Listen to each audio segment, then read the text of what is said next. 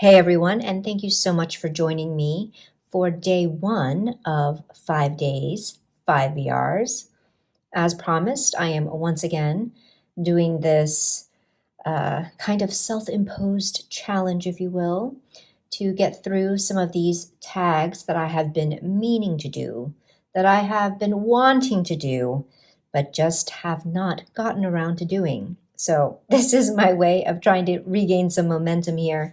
I am pretty late to the party for most of these tags, but better late than never. So let us get started with today's tag, which is from Katie Flowers, the No Disclaimers Tarot tag. And I've seen VRs to this kind of coming and going in waves. And just in the last few days, I've seen some new VRs pop up. So I thought I would hop on this one first.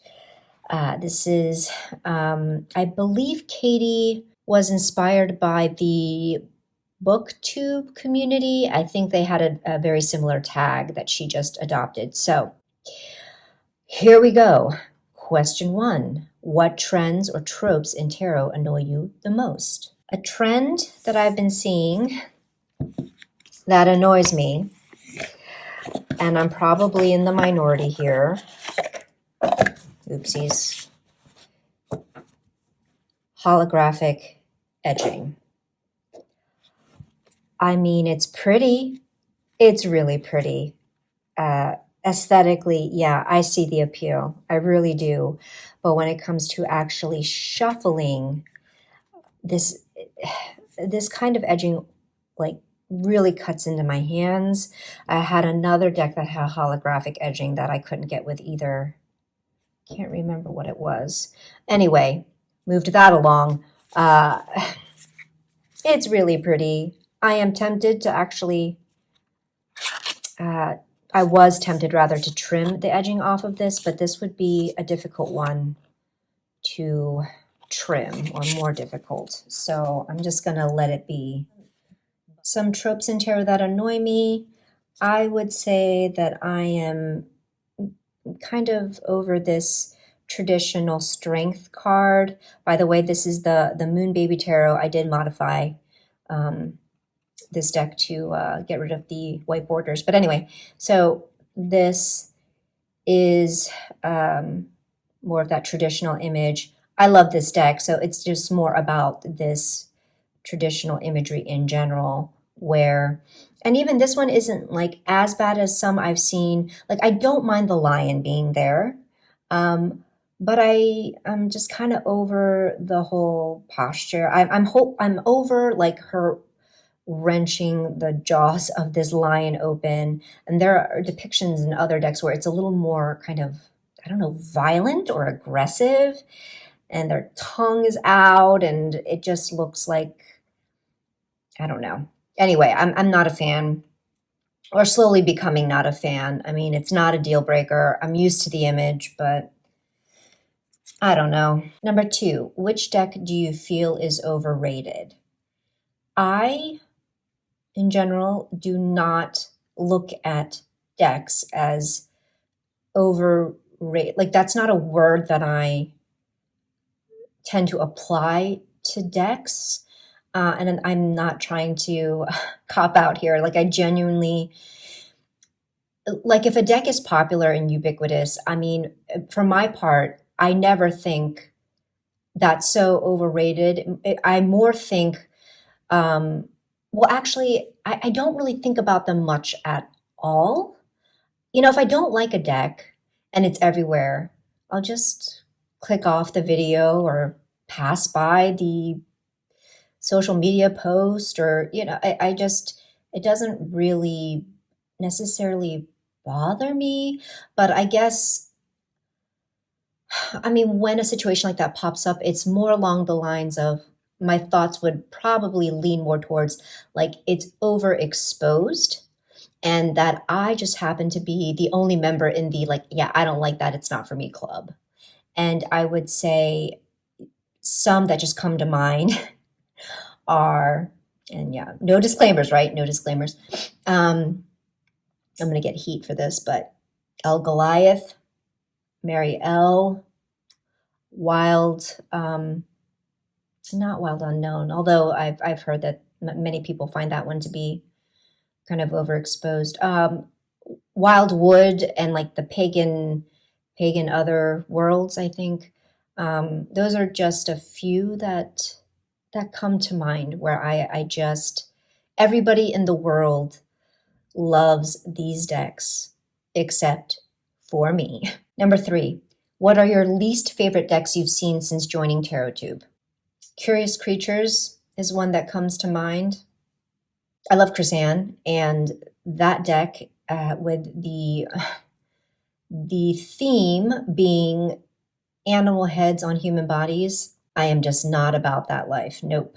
And then there was another one. I mean, it's in the same vein of like animal heads on human bodies, but just more in general for me because it felt like I don't know, lacking in creativity, I guess. And that would be the Rider Cat Tarot. I'm not sure if the Kickstarter has like been completed in that people have received their decks now, but and I'll try to put some screen grabs in, but it's essentially just a Rider-Waite Smith with cat heads on them. And I just feel like we already have, don't we already have, don't we already have that? I mean, I could have sworn there was at least like there were at least like 2 or 3 decks that are of that same vein of like RWS with cat heads on human bodies or just anthropomorphized cats. I don't know. What is one card that has ruined a deck for you?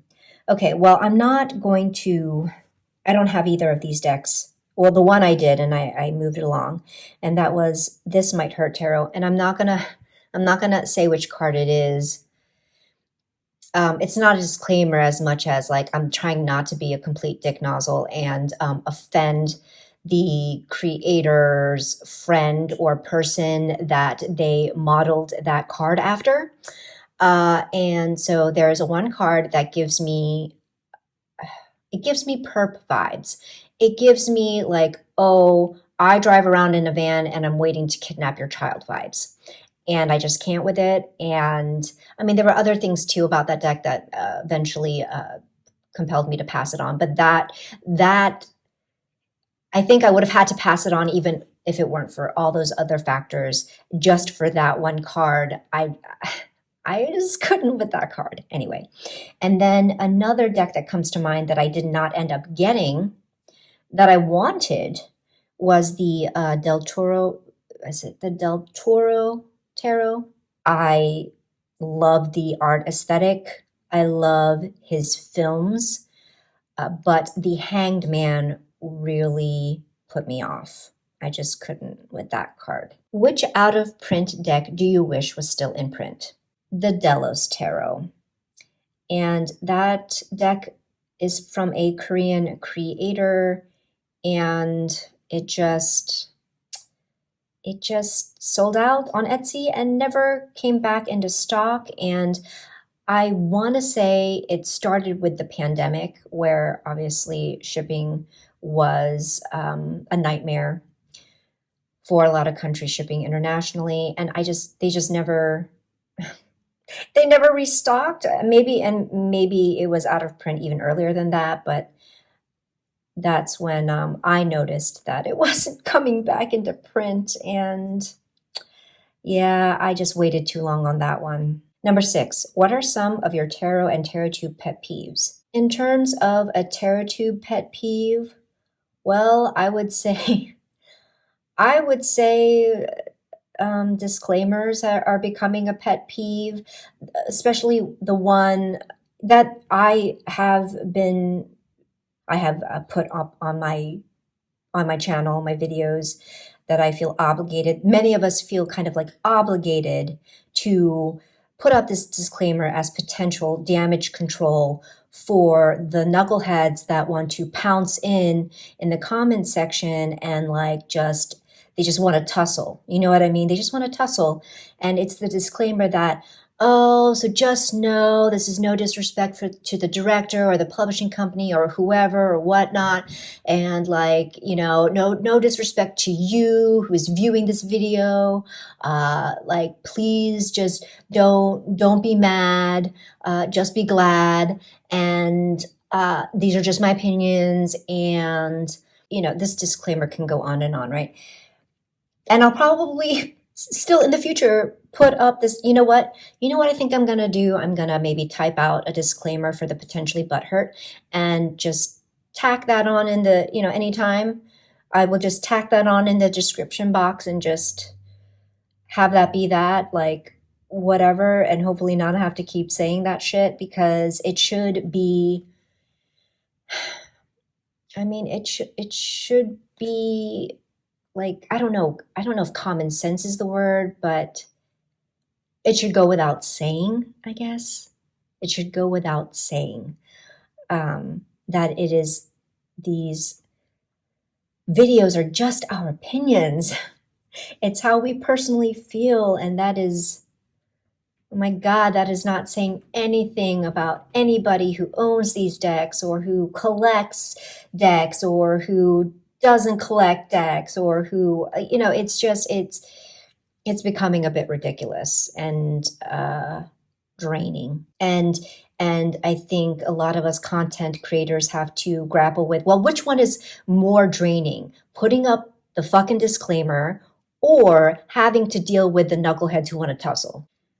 I don't know. Anyway, what are some decks that you feel should have more recognition? Well, Katie, thank you. I'm glad you asked. The first one that I'm going to mention is Tarot of a Moon Garden. And I have modified this to be more like bookmark shaped, and I love it, but I don't think this deck gets a lot of love or enough love. And it really, it's so good. And you know what?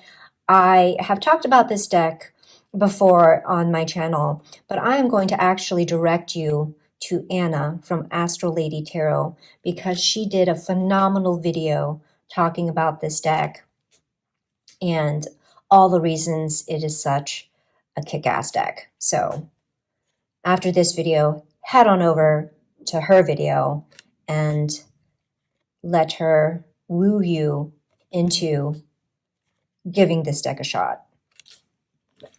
And then the other deck I'm going to mention is Tarot of the Cat People. And I do have a video talking about this, and I can go ahead and link to that. So I'm not going to say too much here. Oh, I think I put these back in order. Other than it's a fabulous deck. If you love cats, if you are a fan of Star Trek TNG, then this kind of like world building civilization of cat people is might be your cup of tea. This certainly blows my hair back. Like, I love everything about it. And like I said in my video on this deck, one of the things that really makes me appreciate this deck and love this deck all the more is that crones are very much revered in this civilization, and it's very clear from the way crones are depicted that in this world, age is not something to be disparaged, that it is actually an aspiration, that with age comes wisdom and authority. And so this is a deck where it's not so youth focused, in my opinion. So this is just, I love this deck. Okay. The final question, what are your thoughts on negative reviews? Oh, I don't know. This one, I think that constructive criticism is beneficial. I think it is helpful. especially in, TarotTube, if you're making videos with the idea that these reviews are meant to help your viewers and your followers on deciding whether or not this deck is for them, then yes, I think constructive feedback is a very helpful aspect of a review where the reviewer is talking about some of the issues and explaining how these issues are problematic. But in general, I feel like reviews shouldn't. I mean, I feel like if a person has that deck in their possession, then there must have been some reason why they bought that deck, right? There had to be something that was appealing to that person and that they liked about the deck to have purchased that deck. Or even if they are receiving the deck for review. Now, I have not had this experience, but I'm gathering that the publishing company will give you a list of decks you would like to look at or like to try. And so I would think, again, the person is choosing from that list because these are decks that that appeal to them in some way, right? And they're not choosing decks solely for the purpose of a complete roast and a bashing of a deck. When I come across a review where it's just there's like nothing nice that this person has to say about that deck, even if it's something as simple as, I bought this deck because I thought the imagery was beautiful and I really love this artist's work. That's acknowledging something positive. When it becomes just a complete, I don't know, verbal vomit of just vitriol on a deck and just nastiness for the sake of, I don't know, views, shock value, keeping it real, because apparently saying nice things about a deck are just lame and spineless. I don't know, but see, that doesn't impress me. To me, that just raises more questions about, then why the hell do you have this deck? Why do you have it to begin with? So yeah, a good review, if it has negative aspects to it, I think it's fine. I think people should always be honest and genuine about how they feel. I hope that made sense. I don't know if today was a good day to to film this because my brain feels like it's bandwidth isn't there, but I did it anyway. So if you made it this long, I hope you enjoyed, and I will see you for day 2 of 5 days, 5 VRs.